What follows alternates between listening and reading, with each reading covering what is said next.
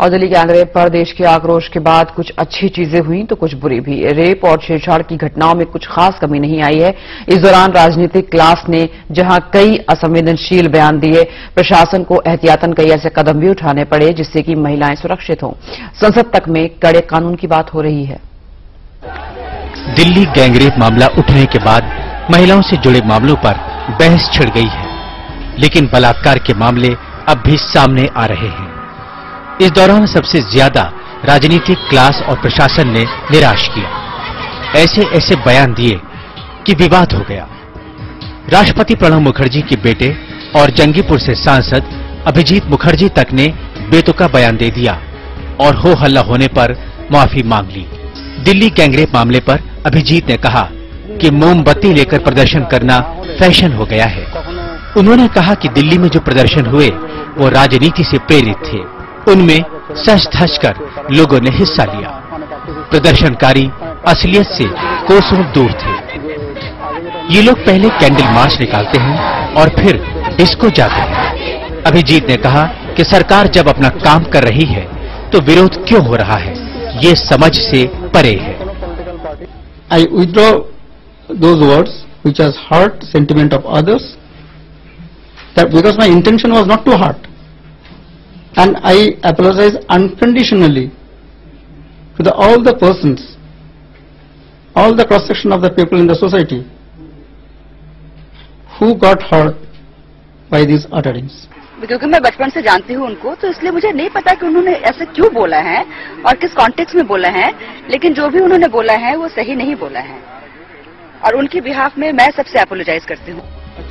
गृह मंत्रालय से संबद्ध संसदीय समिति के सदस्य और बीएसपी सांसद शफीकुर रहमान बर्क ने महिलाओं के कपड़ों पर सवाल उठा दिए। उन्होंने कहा कि महिलाओं को टाइट नहीं बल्कि सलीकेदार कपड़े पहनने चाहिए। उन्होंने रेप के दोषियों को तालिबान की तरह से पत्थर से मारकर मौत देने की बात भी की। वो कम से कम इस टाइप का कि हमारी नौजवान लड़कियां या लेडीज हमारा इस टाइप का लिबास पहने जिससे कि बहरहाल जो नौजवान लड़कों के अंदर जो एक जज्बा उभरता है वो न उभरे। जो हिंदुस्तान का कानून है यानी सजा का, वो ये सजा उनके लिए नहीं है, बल्कि सजा मेरी नजर में जो सऊदिया के अंदर जो कानून है सजा का, यानी जो बलात्कार के सिलसिले में, ज़िनाकारी के सिलसिले में उनके यहाँ कानून ये है कि उसको संसार कर दिया जाए, पत्थरों से उसको मार दिया जाए। सजा यानी फांसी पर नहीं बल्कि पत्थरों पर से उसको मार दिया जाए और वो सजा वहां पर खुलेआम पब्लिक के सामने दी जाए। खरगोन में एक महिला वैज्ञानिक ने तो यहाँ तक कह दिया कि अगर 6 लोग थे तो पीड़ित लड़की को लड़ने की जगह सरेंडर कर देना चाहिए था। दोबारा जाके वहाँ पर पुलिस विभाग में जाके सूचना दे देती या फिर उनको सजा दिलाती, इससे ज्यादा वो करने से उसका नुकसान हुआ। जैसे वो हमेशा के लिए अपाहिज टाइप की हो गई, बेचारी जिंदगी जीने की लायक नहीं हुई, तो आत्मसमर्पण नहीं, उस टाइम पर शांत होना था। सरकार की तरफ से दबाव के बावजूद देश भर में महिलाओं से संबंधित अपराधों के लिए धरना और प्रदर्शन जारी है। लोगों में गुस्सा भरा हुआ है। उन्हें लग रहा है जैसे उनकी सुनवाई कहीं नहीं हो रही है।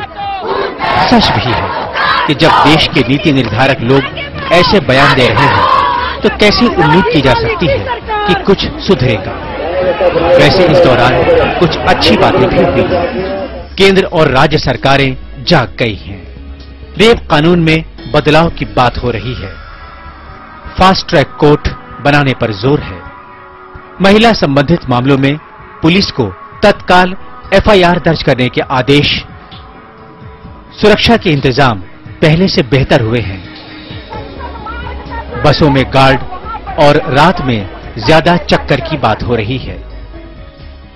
समय के लिए खरगोन से ओम प्रकाश रामणेकर के साथ जितेंद्र बहादुर सिंह, दिल्ली।